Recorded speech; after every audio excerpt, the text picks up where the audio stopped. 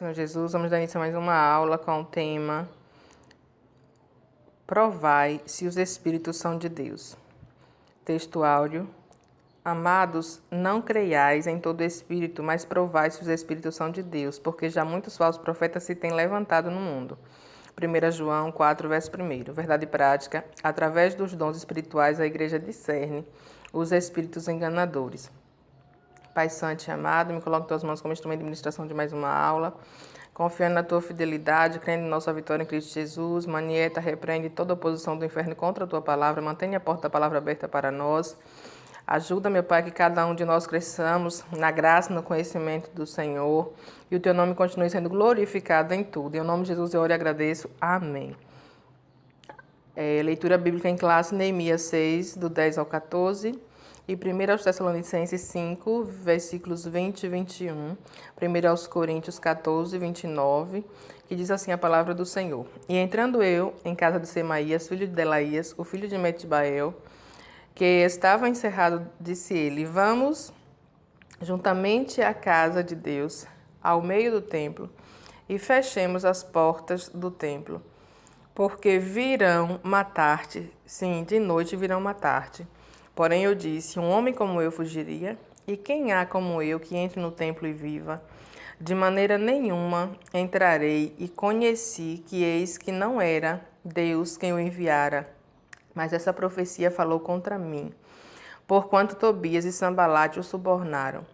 Para isso subornaram, para me atemorizar e para que eu assim fizesse e pecasse, para que tivesse alguma causa a fim de me infamarem e assim me vituperarem. Lembra-te, meu Deus, de Tobias e de Sambalate, conforme estas suas obras, e também da profetisa Noadias e dos mais profetas que procuraram atemorizar-me. Não desprezeis as profecias. Examinai tudo, retende o que é bom. E falem 2 ou 3 profetas e os outros julguem. Objetivo geral, levar os alunos a refletirem sobre como discernir os espíritos e julgar a profecia. Introdução. Na lição passada, estudamos as diferentes formas de ataques que o inimigo da obra de Deus usa para lutar contra os servos de Deus. Vamos dedicar esta lição ao estudo de como o inimigo ataca por meio dos falsos profetas. Ponto central. O discernimento espiritual é essencial para a saúde espiritual da igreja. Tópico 1. Cuidado com os falsos profetas. Subtópico 1. Os samaritanos observaram que os judeus davam muito valor às palavras dos profetas. Lembravam-se dos profetas Ageu e Zacarias, os quais profetizaram com tanta graça que a construção do templo, que havia estado parada por 15 anos, recomeçou imediatamente e continuou até a inauguração da casa de Deus. Por ocasião da construção do muro, a comunicação entre os judeus e os samaritanos estava interrompida. Os judeus recusavam as propostas de cooperação dos samaritanos e não aceitavam as visitas deles. Em vista das constantes recusas das suas ofertas de amizade, os samaritanos procuraram então influenciá-los por meio de profecias. Tobias e Sambalate conseguiram subornar alguns profetas, entre eles a profetisa Noadias, a fim de atemorizar Neemias, dizendo que ele estava em perigo de morte e deveria fugir para dentro do templo para assim salvar sua vida. O exemplo deixado por Balaão prova que qualquer profeta que aceita suborno ou recebe dinheiro para profetizar é um falso profeta. Devemos ter cuidado a fim de que os falsos profetas não encontrem guarida em nossas igrejas. Subtópico 2. Neemias tinha o dever de examinar a profecia recebida e ele o fazia. Em primeiro lugar, estranhou a ordem para fugir. Um homem como eu fugiria? Além disso, ele observou que não tinha o direito de entrar no templo, uma vez que não era sacerdote. Compreendeu facilmente que tudo não passava de um ardil de Tobias e Sambalate para atemorizá-lo e seduzi-lo a pecar. Assim concluído o exame da profecia, Neemias pôde dizer, conheci que não era de Deus. Conclusão do tópico 1. A palavra dos profetas era valorizada em Judá. Nesse sentido, Neemias tinha o dever de examinar a profecia recebida. Então, irmãos, nesse tópico 1 e seus respectivos subtópicos, a gente vê um exemplo muito importante que nós devemos seguir até os dias de hoje e até a vinda do Senhor Jesus. Examinar as profecias. Porque o inimigo, muitas vezes, quando ele percebe que um servo de Deus valoriza muito a profecia, quer ouvir Deus falar através de profecia, ele se aproveita de certos falsos profetas que profetiza em troca de dinheiro, de presentes, se vende para profetizar. e usa com o espírito de engano uma profecia de mentira para tentar enganar os servos de Deus. Muito cuidado. Então, o samaritano, sabendo que a amizade com os judeus estava cortada, que não havia possibilidade deles serem amigos, porque o povo de Deus tem que andar separado de tudo que contamina, de tudo que não provém de Deus, que não agrada nem glorifica o nome do Senhor e ao Senhor. Então, eles perceberam que, como os judeus davam valor às profecias, que foi através da profecia que eles voltaram, através do profeta Ageu, mas eram profetas de Deus, e o profeta Zacarias, eles voltaram à construção do templo.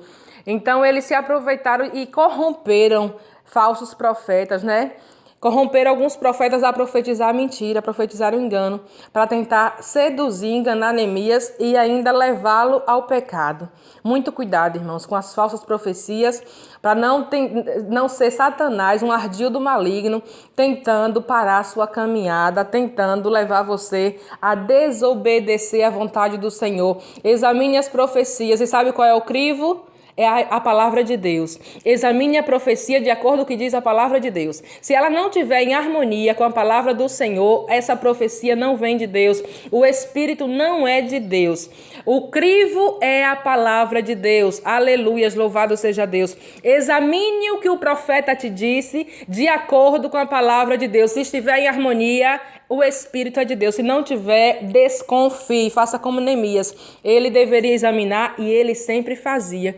Primeiro ele pergunta, um homem como eu fugiria? Uma pessoa que está na obediência, na presença de Deus, fazendo o que Deus ordenou, né? De forma exímia, com maestria, cumprindo a missão dele. Por que ele fugiria se ele não devia nada?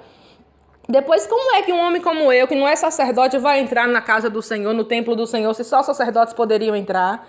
Aí ele viu, não, eles estão querendo me fazer pecar, desobedecer ao meu Deus, para que eu não tenha mais respaldo diante de Deus. O sangue de Jesus tem poder, irmãos. O sangue de Jesus te repreende, ó Satanás, todo espírito do maligno que vive tentando tirar os servos e as servas de Deus da posição. Muita vigilância, irmãos, que o sangue de Jesus, o sangue do Cordeiro, incontaminado, imaculado, derramado na cruz do Calvário, nos cubra. Cubra a igreja do Senhor, porque os dias são maus e os tempos são trabalhosos. E nós servimos a um Deus que é um valente terrível, que sempre chega e chegará na frente com o livramento para livrar os servos deles. Mas nós precisamos estar bem posicionados como Neemias estava, examinando com sabedoria tudo o que lhe diziam, porque a intenção de Sanbalate, Tobias e Gesem era tirar Neemias da posição que o Senhor colocou. Muito cuidado com o que vocês ouvem. Nós devemos ouvir a voz do Senhor, a voz daquela que o Senhor levanta como líder, porque recebe a direção de Deus e transmite. Não façam de acordo com o próprio coração, porque o coração do homem é enganoso, e nem ouça tudo que as pessoas vivem falando por aí, para vocês não se turbarem, não se confundirem e saírem da posição que o Senhor quer que vocês estejam. Amém? Vamos ao tópico 2.